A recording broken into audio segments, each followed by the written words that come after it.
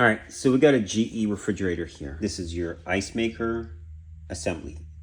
Everything to make ice is right here. Your water storage container, your water filter and water filter housing.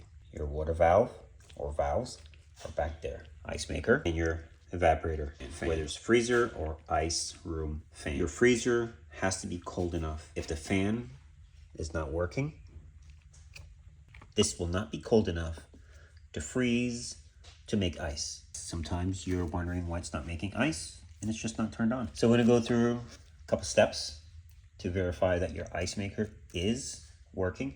This is where your valves are located. They are powered by the control board through and goes up to the water filter, and you'll see where it says inlet. So if your door is working, your filter head is just good. Verify that you have water.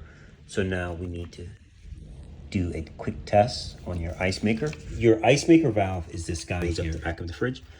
It's a black, it's small, and he feeds the ice maker. If you're getting power to it, then you know the valve is bad. Your ice maker, if it's not cycling, if you do your paddle tests and you don't have any power going to it, this is your ice maker fill tube. Hope you guys enjoyed this short video. If you'd like to see the rest of the video, join me over Patreon. Link is in the description. Thanks for watching.